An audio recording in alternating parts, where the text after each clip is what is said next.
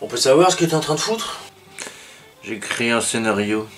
Mais c'est n'importe quoi, des scénarios, des montages coupés, tout ça c'est pour ceux qui manquent de vibrations. Une histoire ça se raconte avec ses émotions, ça se raconte avec son talent, ça se raconte de but en blanc, sans prendre de pause, sans écrire, tout en improvisation monsieur.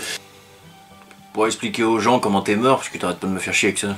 Donne-moi ta place, je vais le faire. Mais avant, remettons un peu de matière à ce corps de fantôme. Ça sera plus beau pour la caméra.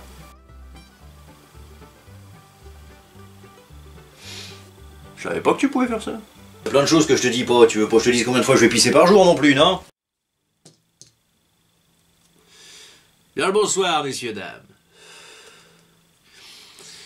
Avant que je vous raconte mon histoire, il faut que vous compreniez bien une chose. Ce que vous allez voir là est simplement une performance que vous ne verrez jamais plus dans votre vie. Tout ce qui va vous être récité est une totale improvisation. Rien n'est écrit et il n'y aura pas un seul montage de fait sur cette vidéo à partir du moment où je prends la parole. Alors j'espère que tu es confortablement assis parce que le récit que tu vas entendre, crois-moi que tu vas t'en souvenir longtemps.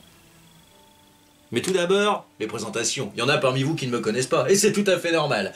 Vous arrivez sur cette chaîne de DIY, pensant apprendre à fabriquer quelque chose avec vos mains et du PQ, et résultat, vous tombez sur un pirate qui il y a 5 minutes encore était mort, et qui maintenant va vous raconter le récit de sa vie. Je peux comprendre que ça soit déroutant. Je peux comprendre qu'il y en ait parmi vous qui se cassent la queue entre les jambes, mais je peux comprendre aussi qu'il y ait des curieux, qu'il y ait des passionnés, qui restent, qui veulent voir jusqu'où ce monologue va-t-il se terminer. Et pour vous, messieurs, dames, vous allez vivre quelque chose d'unique. Je m'appelle Edo, Edo Nara de mon vrai nom. Et je suis issu de l'imagination du tavernier. Le tavernier, c'est celui qui a créé cette chaîne. Vous allez me dire, c'est impossible. Les personnages imaginaires sont des personnages imaginaires, ils ne peuvent pas prendre vie. Eh ben, je ne sais pas comment. Je pourrais pas l'expliquer. Je ne sais pas comment, ni pourquoi j'ai pris vie.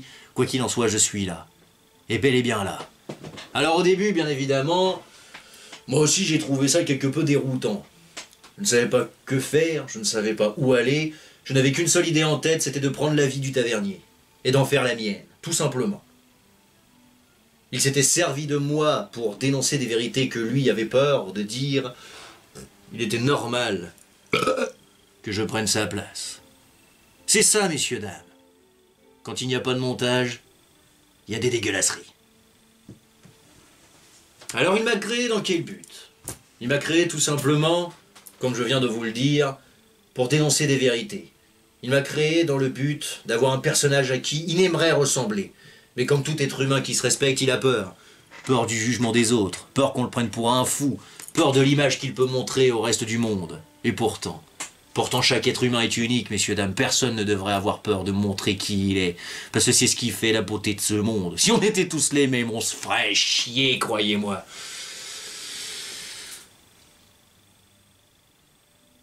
Mais bon.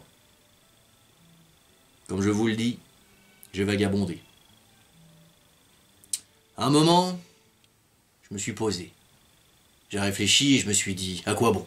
À quoi bon essayer de vivre la vie d'un autre? Ne serait-ce pas mieux d'essayer de trouver le but de ma propre existence? Et j'ai pris la route. Je me suis éloigné de lui, je me suis éloigné de cette taverne, et j'ai essayé de comprendre. Comprendre pourquoi j'étais là, et qu'est-ce que j'allais faire de cette vie qu'on m'avait offerte. Alors j'ai vagabondé, vagabondé, vagabondé, tantôt bandit de grand chemin, tantôt mendiant, tantôt pirate. Et croyez-moi, j'ai vu, messieurs, dames, j'ai vu en quelques mois tout ce qu'il est possible de voir. J'ai vu en quelques mois des choses que tu ne verras jamais dans toute ta vie. J'ai vu la joie, j'ai vu l'amour, j'ai vu la passion, j'ai vu le mépris, la haine, le dégoût. J'ai vu l'atrocité des espèces humaines. Il y a de tout en ce monde, de tout. C'est bien le propre de l'être humain d'ailleurs. Il est capable d'accomplir des choses magnifiques, des choses merveilleuses, des choses invraisemblables, que envoyer une fusée dans l'espace. Vous y croyez à ça, vous? Et à contrario, il est capable du pire, capable de vendre père et mère pour un peu de pouvoir. J'ai vu les hommes, messieurs, dames, dans tout ce qu'ils sont. Un jour, dans la rue, en train de festoyer avec des mendiants qui m'offraient le pain qu'ils n'avaient même pas. Et un jour, faire la tournée des grands-ducs. J'ai tout vu, messieurs, dames.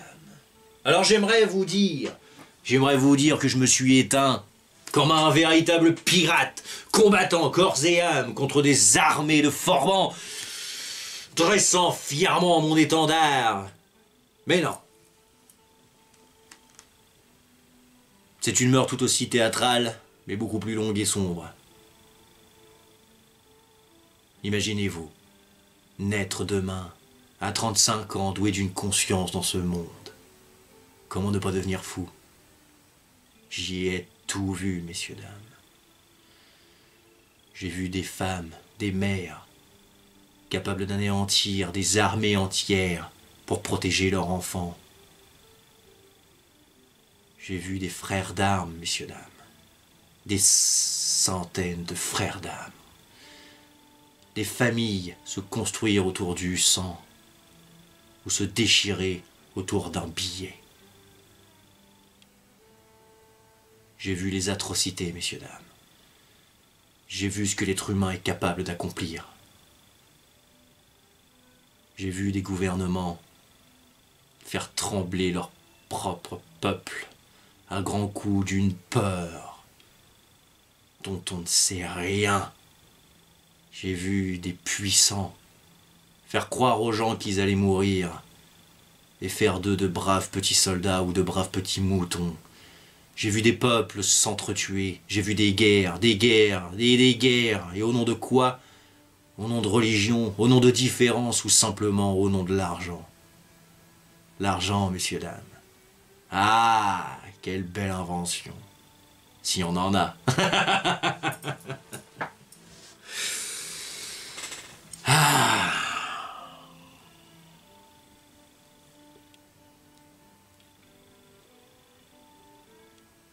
Le monde est beau, messieurs, dames. Effrayant, moche, laid, terrible, froid, mais beau. Parce que peu importe les atrocités que j'ai pu y voir, tout au long de cette courte vie, il y a eu une petite lumière. Une toute petite lumière qui brillait toujours quoi qu'il arrive dans l'obscurité. Et cette lumière, messieurs, dames, ça s'appelle l'espoir. Et l'espoir, je l'ai eu. Espoir de trouver qui j'étais. Espoir de trouver ma place. Espoir de trouver, comme tout le monde, une oasis perdue, un petit coin de paradis, qui ne serait pas déchiré par l'orgueil, la haine ou le pouvoir. Et j'y ai cru, je me suis accroché à cet espoir. J'ai repris la mer, allant de port en port, allant de femme en femme. J'ai bourlingué, festoyé, combattu. Et tout ça pourquoi? Pour finalement m'éteindre. Moi, le personnage issu de l'imagination d'un autre. M'éteindre, tout simplement. Et pourquoi, me direz-vous? Parce que vous avez cessé de croire. Vous avez cessé de croire en l'espoir. Vous avez cessé de croire en l'imaginaire. Vous avez cessé d'entendre la voix du petit enfant qui est en vous et qui vous rappelle qu'il y a de la beauté en ce monde. Vous avez cessé de voir l'amour là où il est. Vous vous êtes caché. Vous vous êtes caché derrière des écrans. Vous vous êtes enfermé dans une société qui vous ne veut que du mal. Vous ne voyez plus, messieurs, dames. Vous ne voyez plus la beauté de ce monde. Vous ne voyez plus l'imaginaire de ce monde. Et sans les rêves des autres, les personnages comme moi meurent et s'éteignent. Mais bon, aussi tragique que cela soit, être un fantôme, c'est quand même pas mal non plus. Mine de rien, je peux mater des culs sans me faire gauler, je peux bouffer sans prendre de kilos, je peux boire sans être bourré, et surtout sans aller pisser tous les 2 minutes. Et bien évidemment, et ça c'est quand même pas négligeable, je peux revenir casser les couilles du tavernier dans sa propre taverne. Et ça, messieurs, dames, je peux vous dire que ça me fait oublier tout ce que j'ai vécu dans cette courte mais intense putain de vie de pirate. Voilà qui est Edona. Et voilà mon histoire. Alors si toi aussi, derrière ton écran, tu as un rêve, un but, un espoir, tu as tout simplement une vie, ne la gâche pas. Ne la gâche pas en pensant que quoi que tu vas faire, tu vas être jugé ou critiqué. Ce sera le cas de toute façon. Mais dis-toi bien une seule chose. Les gens qui critiquent sont bien souvent ceux qui ne branlent rien. Alors tu préfères quoi? Rien branler ou être critiqué tout le reste de ta vie?